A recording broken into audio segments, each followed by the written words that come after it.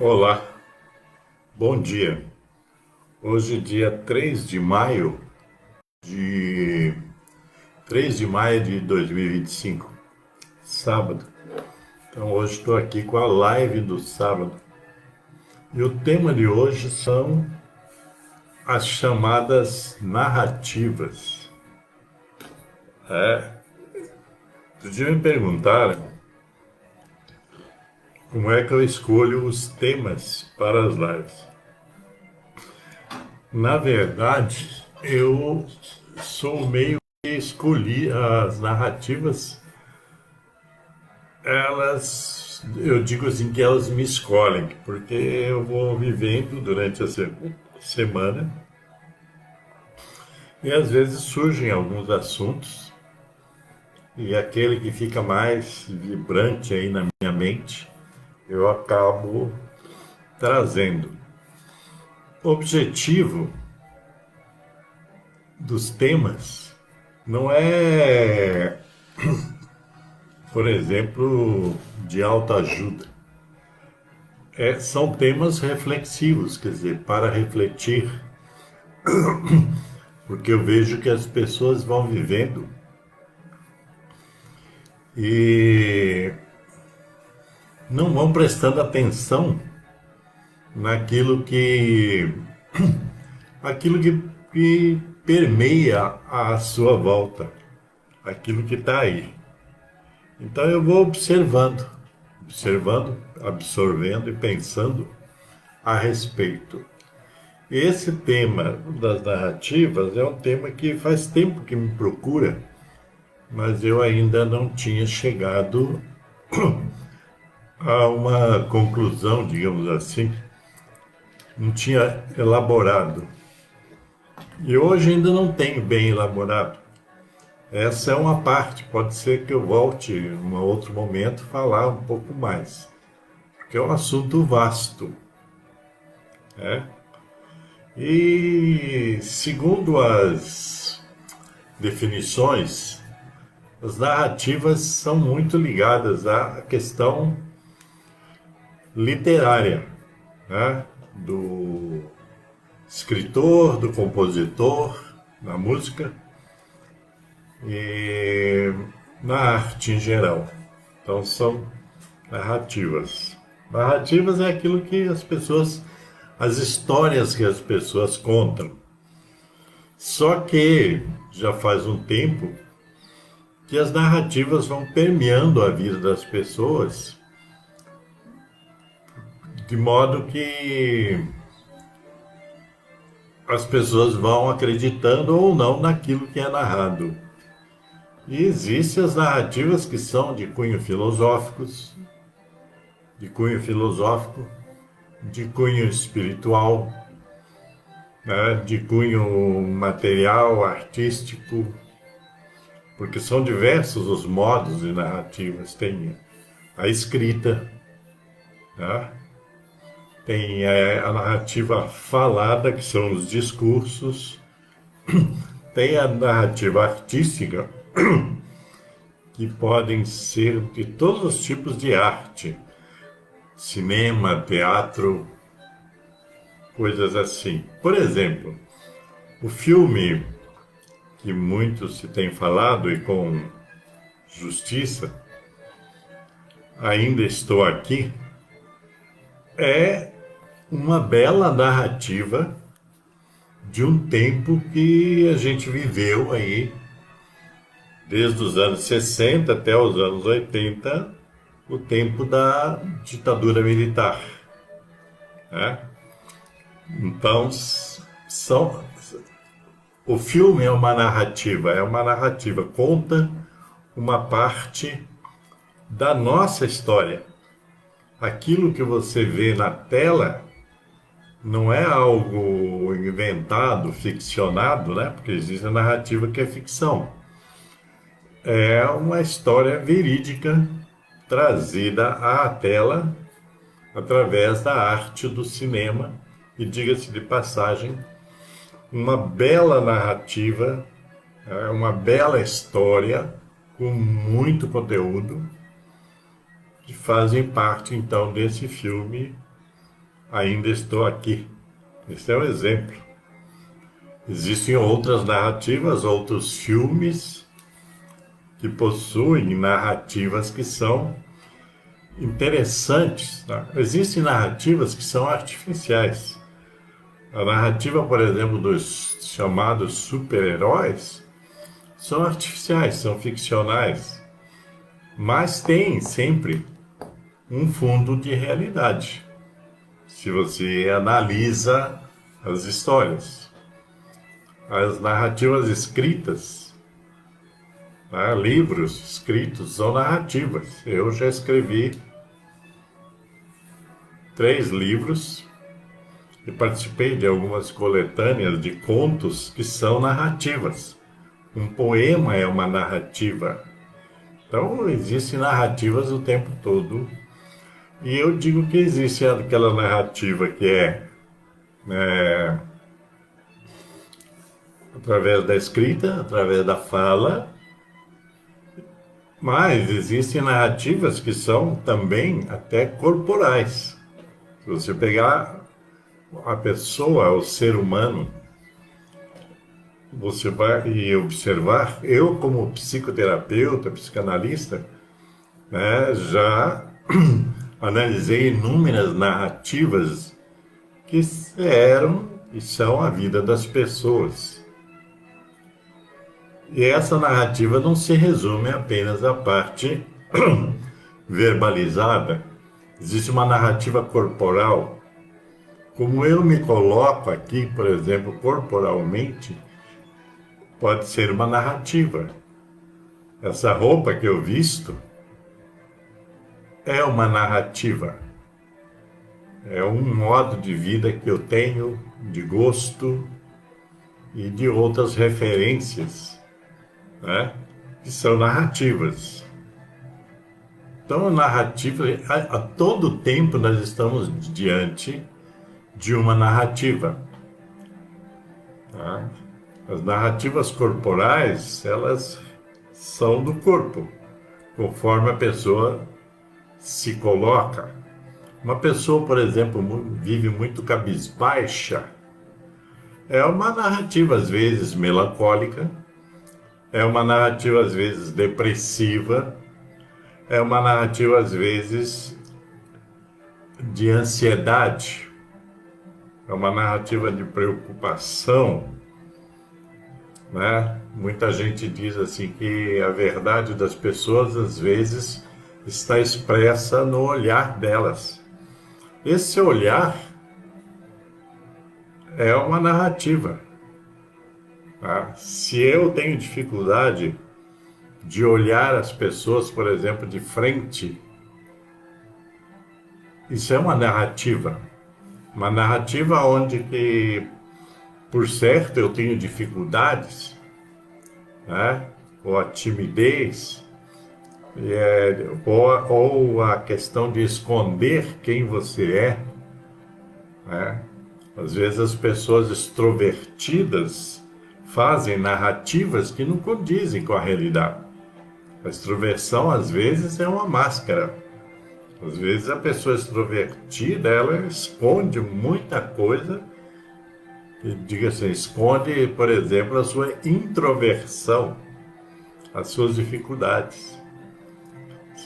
Então existe muito material, né, para analisar sobre o ponto de vista das narrativas, daquilo que é verdadeiro, daquilo que é falso. Hoje, por exemplo, existem muitas mesmo, hoje mais do que nunca, existem muitas narrativas falsas. Eu às vezes me surpreendo com o ser humano, ainda me surpreendo com o ser humano, quando você observa a narrativa da pessoa e você consegue detectar que aquilo que ela está narrando não tem fundamento, que é mentira, que é falso, que é uma tentativa de enganar quem está ouvindo. Então, tudo isso são narrativas.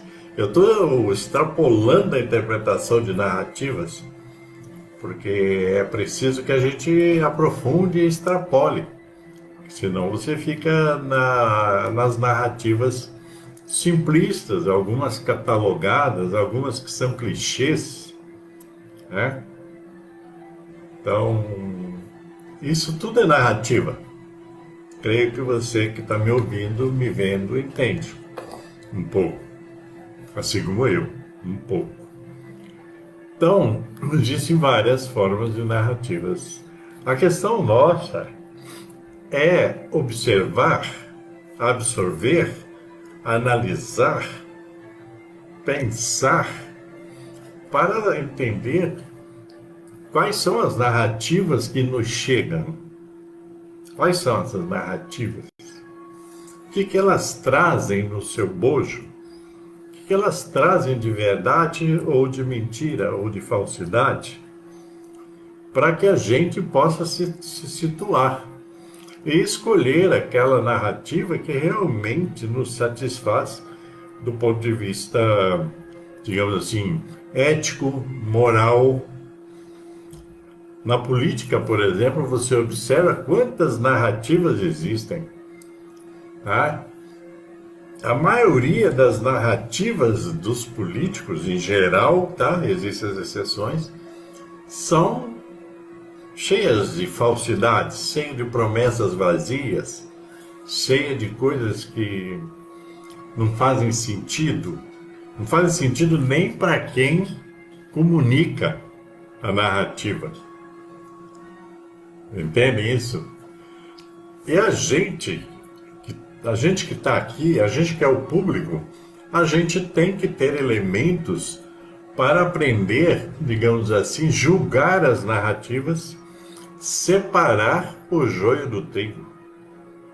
Existem as narrativas, por exemplo, religiosas, que são inúmeras, a maior parte mentirosas, sem fundamento, né, manipulativas, e que se você não presta atenção, você embarca a narrativa e assume, passa a ser a sua narrativa, quando você deveria ter a sua própria narrativa. Se você pega, por exemplo, a passagem do Jesus Cristo aqui na Terra, você vai ver que muito do que se fala, que o Cristo disse, que o Cristo falou, etc., são narrativas totalmente fora de contexto. São narrativas que não têm nada a ver com a verdade do Cristo.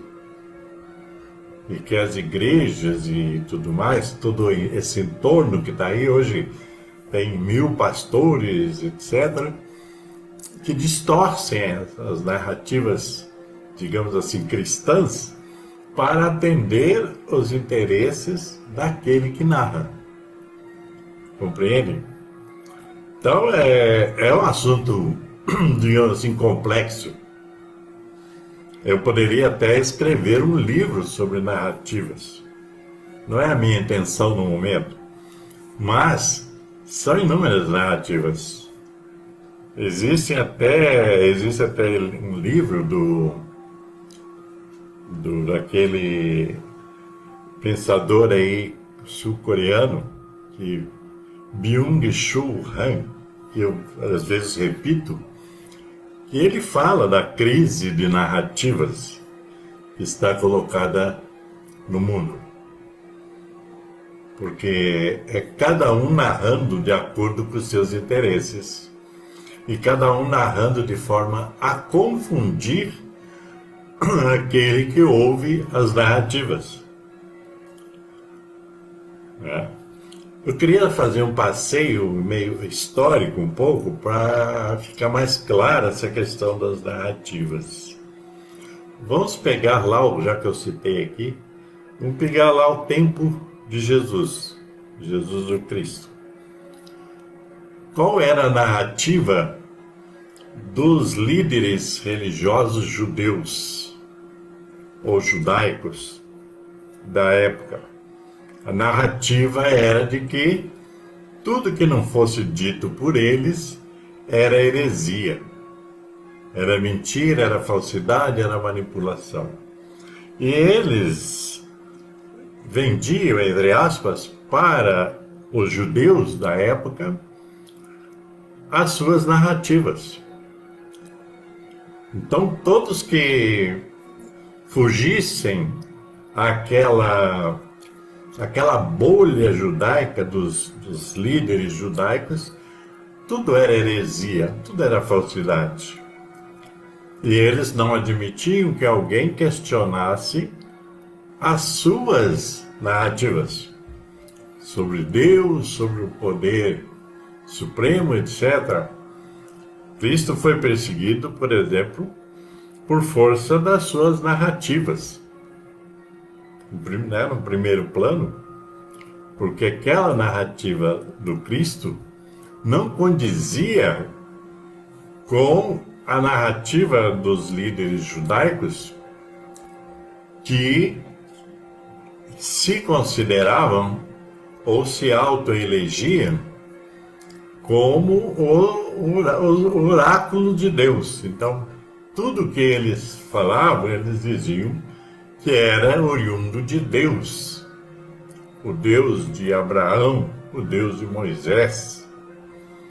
Então, o Cristo veio na contramão, porque o Cristo trouxe uma nova narrativa para a convivência humana.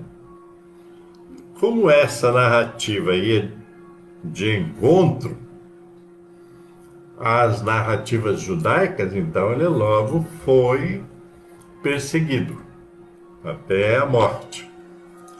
Existia nesse tempo também a narrativa dos romanos, que era só poder e dominação. Mas os judeus, naquele tempo, eles eram um braço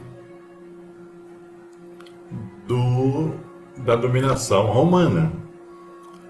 Aqueles doutores da lei, etc., era dado algum poder sobre o povo judaico, porque aquilo era bom para o Império Romano. Que tivesse lá alguém que dominasse o povo judeu e que fossem submissos aos líderes judaicos e, consequentemente, aos líderes romanos. Inúmeras narrativas sobre isso. Se você olhar a história, você vai ver que as narrativas judaicas, embora ou supostamente eram embasadas na doutrina judaica, etc., no monoteísmo judaico, ela era conivente, as interpretações eram coniventes com as narrativas romanas. Era uma forma tipo de convivência, né? Entende? E aí, se você vai caminhando na história, você vai observar outras tantas narrativas, como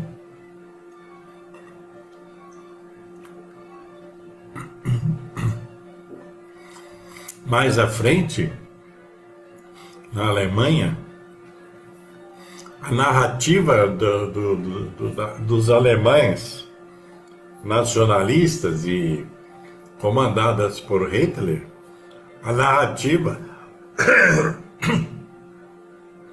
era de que os judeus eram os grandes responsáveis pelo declínio da sociedade alemã e pelo declínio do poder alemão. Essa era uma narrativa.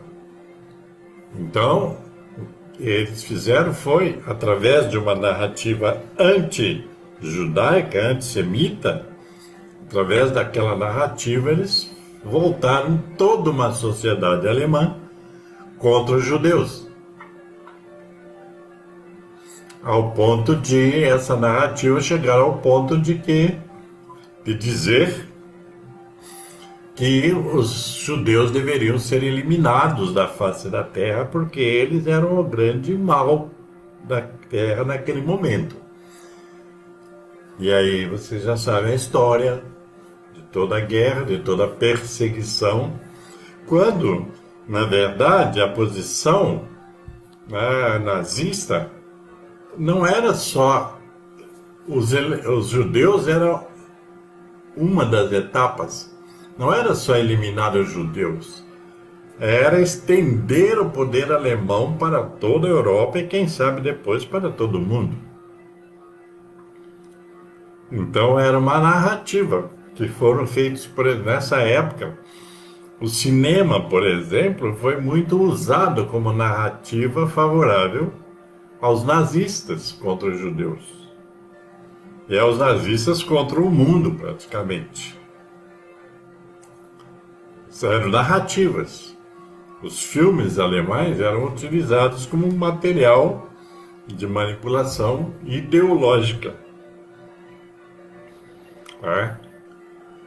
Por outro lado, existiam narrativas, por exemplo, europeias, principalmente os ingleses e franceses, de que a narrativa deles era que eles eram as melhores pessoas do mundo e deveriam continuar sendo os dominadores do mundo através das suas colônias e coisas assim. Eu estou fazendo uma síntese, tá? Então, essas narrativas, elas sempre existiram, tá? Por outro lado, né, na União Soviética, existia a narrativa, digamos assim, marxistas, mas que ela foi deturpada também.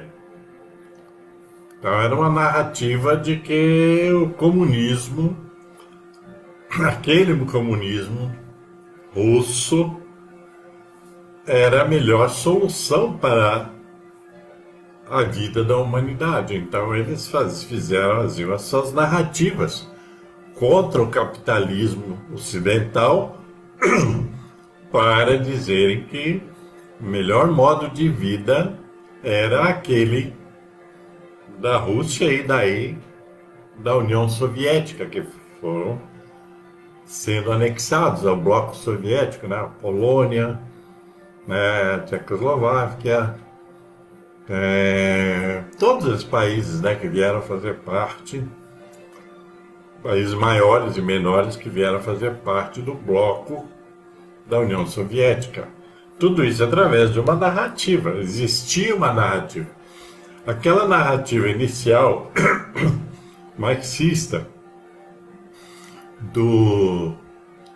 da questão do poder dado, que deveria ser dado aos proletários, aos trabalhadores, operários, toda aquela narrativa ela foi sendo mudada quando alguns grupos se apoderaram do poder da Rússia e da União Soviética, e daí veio a virar o Império Soviético, através de narrativas, de tanta exposição de que aquela era a melhor ideia, isso passou a ser dominante.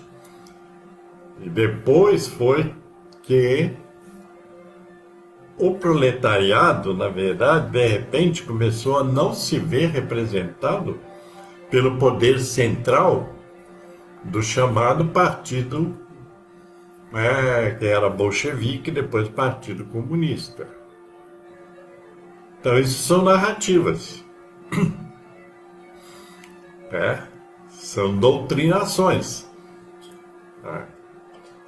Lenin, né, que foi um dos mentores disso tudo, e Trotsky, etc. Depois aí o Stalin, né, que veio com mais violência e virulência, e o discurso era esse, né? Todos eram inimigos do Estado, que nem era mais proletário, porque aí criou-se uma outra elite. Na verdade, é uma substituição de elites, né? Existia a elite, né, que era lá do imperador, né? Elite baseada no imperador, etc. depois virou a elite do Partido Comunista, e aí foi, deu no que deu, né?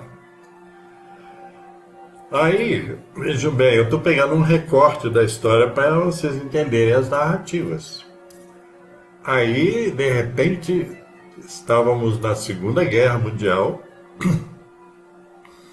existia um bloco ligado ao Ocidente e um bloco ligado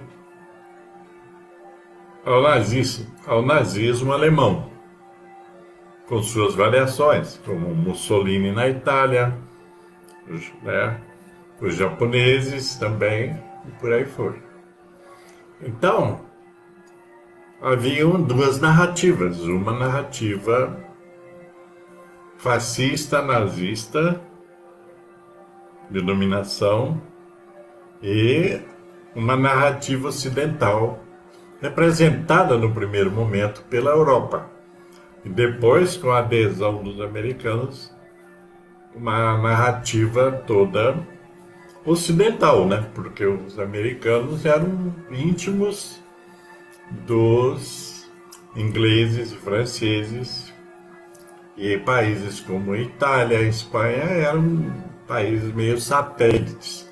Uma hora estava de um lado, uma hora estava do outro, né? Então, mas todos eles tinham uma narrativa. Quer dizer, todos eles tinham uma espécie de doutrina que eles narravam como se fossem verdades para a adesão do povo em geral. Tanto é que existiam nazistas em todo lugar do mundo, de repente. Até no Brasil. Né? E Brasil, Argentina, na América do Sul.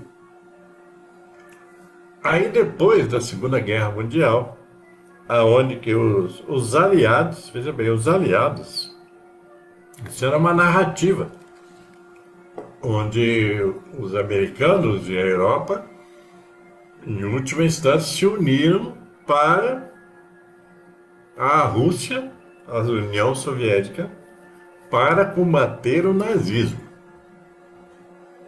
Então aí criou-se dois lados, tá? De um lado os nazistas, fascistas e os japoneses aí nesse meio, nesse imbróglio, e que era o chamado eixo, e do outro lado os aliados, que aí se uniram, americanos, russos, ingleses, franceses, né? Então virou uma guerra de dois lados nesse período, cada qual com a sua narrativa, né? Cada qual com a sua doutrina, algumas claras e outras obscuras. Aí venceu a Segunda Guerra os aliados, a União Soviética e Estados Unidos liderando isso. Essa é a questão. A Inglaterra ficou no meio do caminho, né? Ficou sob o manto dos americanos, os franceses também. Então, aí essas narrativas, que até então elas tinham um viés, depois da Segunda Guerra, as narrativas mudaram. Porque aí os americanos assumiram a narrativa. E com o crescimento também do poderio soviético, na divisão dos territórios,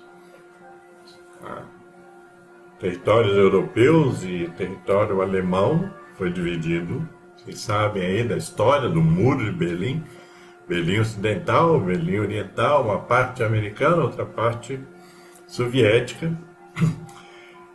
E então aí o aprendizado dessa guerra, o aprendizado de todas as narrativas, aí ele ficou mais claro.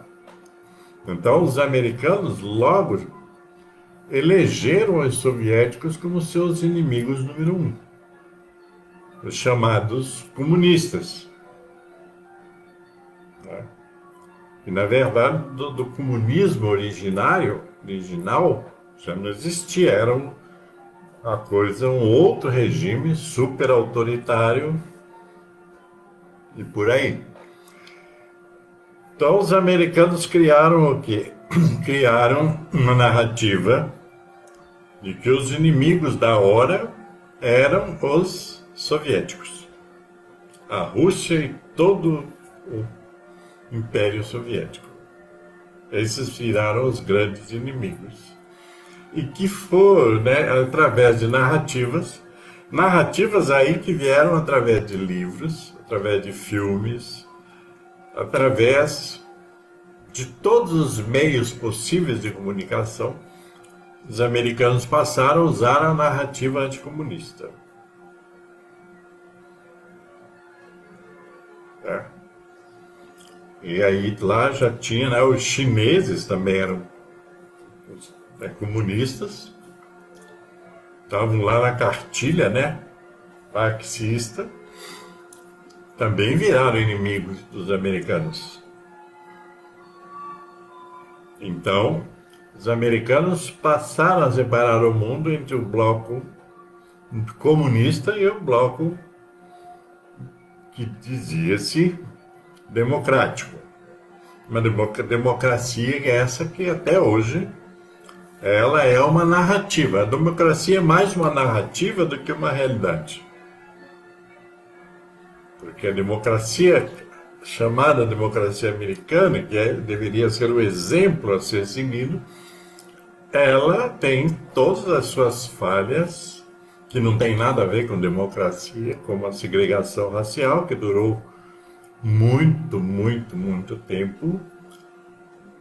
E a democracia é onde os brancos americanos tomaram conta e tomam conta até hoje.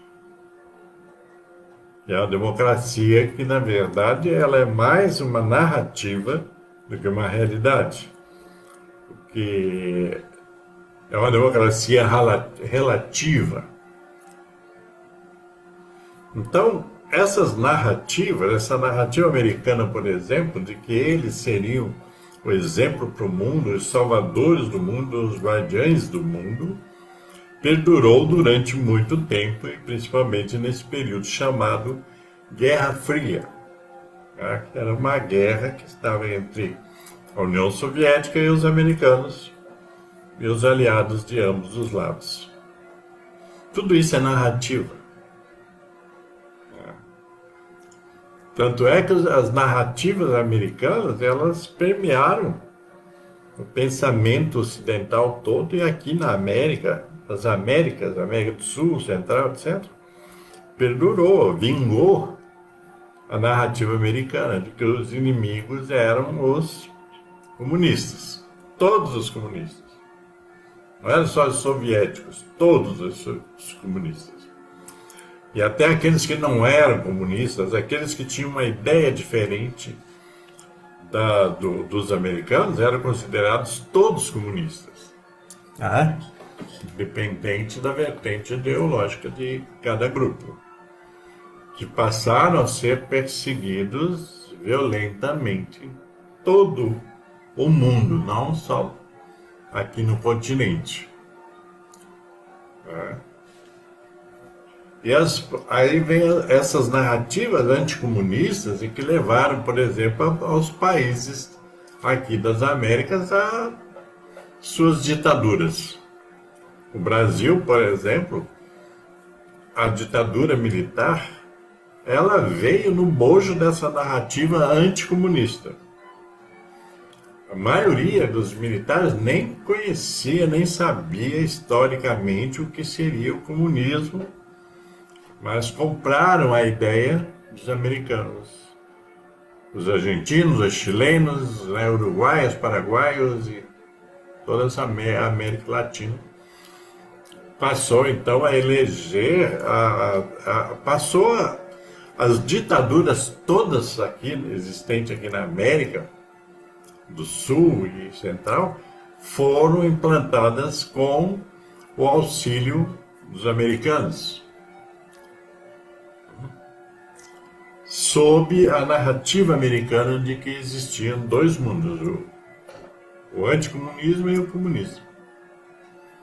A democracia dos Estados Unidos, né, eles vendiam para todo mundo, e o autoritarismo soviético, porque, na verdade, o autoritarismo existia também na chamada democracia, apregoada pelos americanos. Entendem? Então, tudo isso é narrativa. São formas de falar as coisas, de dizer as coisas, de expressar as coisas sob um viés de verdade. A nossa verdade é superior à verdade do outro. Então, isso são narrativas. E vocês podem observar que, né,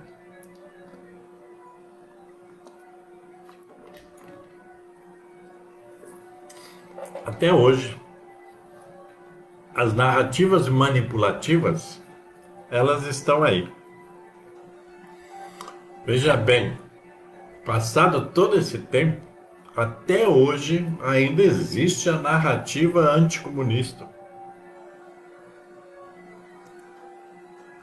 Então, aquela narrativa de que se você não é a favor do capitalismo, esse selvagem, europeu, americano, você é comunista.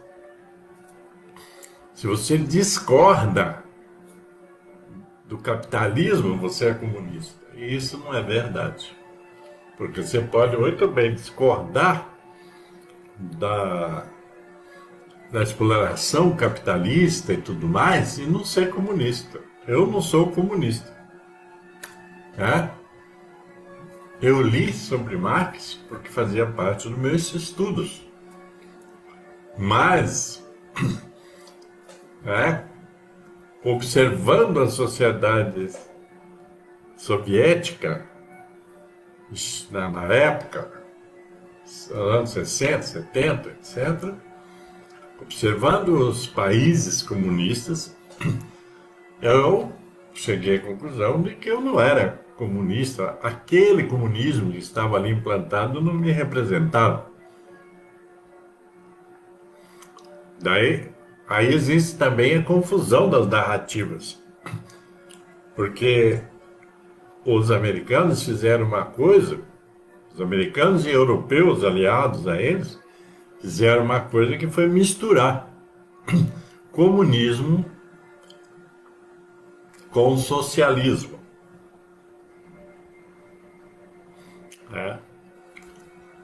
E principalmente o comunismo soviético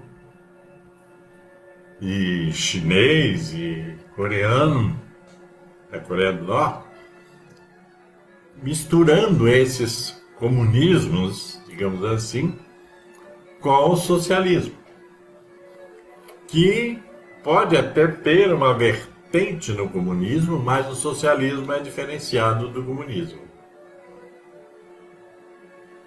É só estudar sobre isso. Tá? Então, essa narrativa da confusão, de você não saber direito o que é comunismo, o que é socialismo, e não saber também definir o que é autoritarismo, tá? Faz com que as pessoas então embarquem até hoje nessa história de que se você não for pró-americano e europeu, você é comunista. Se você não for pró-capitalismo, você é comunista. Quando que isso não tem sentido. O comunista é um comunista, ele tem lá os seus fundamentos, seja em Marx, seja em Lenin, né, em Trotsky, etc. Né? E o socialismo, que ele é muito mais amplo do que o comunismo. Mas as narrativas que estão aí até hoje ainda confundem isso tudo. Tá? Os militares brasileiros, por exemplo, que entraram nessa barca americana da ditadura e do autoritarismo, e o autoritarismo seria a forma de impedir o comunismo. O Brasil nunca teve, sabe? Nunca teve tendência a ser comunista. Algumas ideias comunistas ou socialistas vieram parar no Brasil e foram abraçadas por alguns políticos aqui e acolá, estudantes, pessoas da sociedade brasileira. Mas o Brasil nunca teve uma tendência, né, comunista. Seria um fracasso o comunismo no Brasil, já que o Brasil é um país totalmente diferenciado, né, nas suas origens culturais e tudo mais. Isso é uma questão de antropologia, sociologia, para entender, né, o tal do brasileiro. O brasileiro não quer saber de comunismo, essas coisas. O brasileiro, ele tem nem tem ainda, claro, uma visão do que ele quer ser. Porque ele aceita essa política que está aí. Ele aceita essa fachada democrática que existe aí. Porque é um povo tão diverso, né, o brasileiro, que ele não tem assim, uma base cultural, política, intelectual, de educação, inclusive, para discernir essas coisas todas. Ele é manipulado o tempo todo. O povo brasileiro ainda é manipulado o tempo todo e é acomodado em algumas coisas significantes. E se não fosse acomodado, a maior parte dos políticos que estão aí no Congresso Nacional não estaria lá, porque eles não estão lá defendendo o povo, o trabalhador. Eles não estão lá defendendo isso. Eles estão lá defendendo o capital e todo o entorno do capital, o sistema financeiro como um todo. Eles não estão lá defendendo o povo. A maior parte das discussões que acontecem lá são premiando ou apoiando interesses privados, hoje aí do agronegócio, do sistema financeiro, do sistema industrial, coisas assim. E as narrativas são tantas que o brasileiro fica aí. É? Tipo a música lá do Erasmo Carlos, que apareceu, que essa música já existia, apareceu no filme Ainda Estou Aqui. É preciso dar um jeito, meu amigo. Porque do jeito que está só vai. Em algum momento vai piorar mais, como já piorou agora recentemente, quando elegeram alguém aí totalmente descomprometido com o povo brasileiro. Alguém totalmente fora da curva, alguém meio sociopata, né, meio psicopata, que é oriundo do Exército Brasileiro. Você vai ver que o Exército Brasileiro que produziu essa coisa que apareceu aí na nossa vida. E produziu as nossas custas, porque quem paga, uma coisa que precisa ficar bem claro, quem paga o Exército Brasileiro, a Marinha Brasileira, a Aeronáutica Brasileira, somos nós. Nós pagamos para esses caras quererem ditar o que é bom para nós. E eles são incompetentes, foi provado isso historicamente. Tá? Então, essas narrativas todas que estão aí, a gente precisa observar com mais cuidado. Eu penso naquelas pessoas que ainda querem aprimorar a sua consciência, ainda querem, digamos assim, contribuir com alguma coisa para o próprio país, sem cair nesse patriotismo fajuto que anda por aí. Eu acredito que as pessoas que querem isso, elas devem pensar melhor e se aprimorar em termos de conhecimento e tal, para entender todas essas narrativas que estão aí até hoje entre nós. Muitas narrativas que estão aí são narrativas do século passado ou antes do passado. Estão aí. E aí entra também as narrativas religiosas, que também colaboram com esse caos que está aí.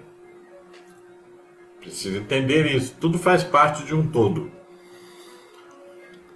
Essas narrativas religiosas que são colocadas aí, elas são todas, na sua maioria, são falsas. As interpretações das doutrinas são falsas. São falsas. Porque se fossem verdadeiras, nós estaríamos melhor. Porque durante muito tempo, o povo como um todo seguiu as cartilhas religiosas. E não deu em nada, porque a maldade está presente na nossa vida, no nosso dia a dia. A maldade de modo geral e até institucional. Tá aí. É tudo faz parte, então, de narrativas. A narrativa de que você tem que ficar esperando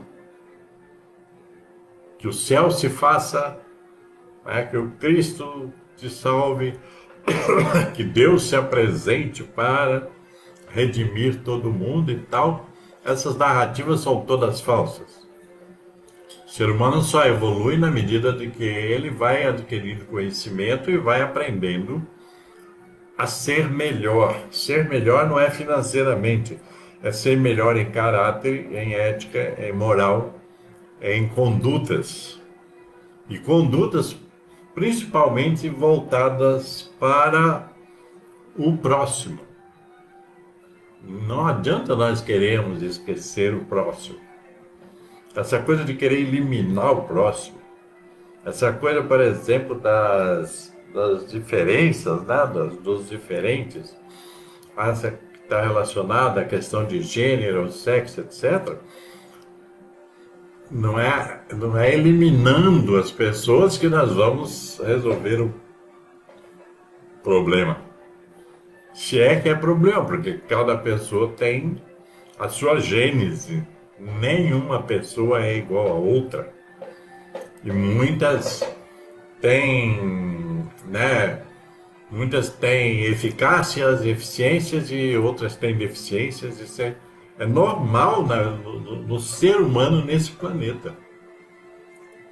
Nós não vamos eliminar a doença eliminando o doente, tá? Falando isso de modo geral. Nós vamos eliminar as doenças, todas elas, eliminando as condições para que essas doenças venham à tona. E o mundo é doente, e o país é doente. Só que não compreende isso porque essas narrativas que estão aí, ou estas narrativas que estão aí, todas elas confundem as pessoas e não levam as pessoas a buscar uma maior compreensão, maior equilíbrio em todas as relações humanas e sociais, tá? Digamos assim. Aonde nós estivermos, nós estamos nos relacionando com pessoas. E se não aprendemos a nos relacionar com elas, né, se não aprendemos a ter empatia, simpatia, compaixão e compreensão do mundo à nossa volta e também das pessoas à nossa volta, nós nunca vamos criar um polo de harmonia. E isso tudo tem a ver em você embarcar em narrativas que são inadequadas, mentirosas, falsas, etc. Então é preciso dar um jeito, meu amigo, minha amiga. É preciso dar um jeito. E esse jeito ele tem que ser dado através do conhecimento, da absorção do conhecimento, né? A análise do conhecimento e da prática do conhecimento em todas as esferas da vida, seja no trabalho, seja na sociedade, seja na educação, seja na religião, né? Faz parte. Então nós precisamos nos entender isso e passar a filtrar as narrativas. Tem muita gente espalhando, né, como diz o outro assim, espalhando narrativas falsas o tempo todo, na televisão, no rádio, no YouTube, na internet, em todo lugar, nas igrejas, em todo lugar. Tem muita gente espalhando narrativas falsas em todos os credos religiosos, tá? Só não vê quem não quer, quem quer ficar acomodado. Então, para dar um jeito nisso tudo, nós precisamos sair do comunismo e reconhecer que temos uma parte nesse mundo, né? Nós temos uma parte nesse mundo para fazer. Nós temos que fazer alguma coisa. Ontem encontrei-me com algumas pessoas e conversando a gente vai vendo assim, nos anos 80, principalmente nos anos 80, pós-ditadura militar, existia muito maior disposição das pessoas a participar das coisas do país, da cidade, do município, do estado, muito mais pessoas. Pessoas com desejo de aprender e de se afirmar como cidadão, cidadãs, etc. Hoje nós temos menos, porque as pessoas se contentam em abraçar a narrativa alheia, que nem sempre é verdadeira. Então temos muito que fazer. Então, é preciso, né, a gente se inteirar disso e ver qual o papel que nos cabe. Sempre nos caberá um papel nessa coisa toda.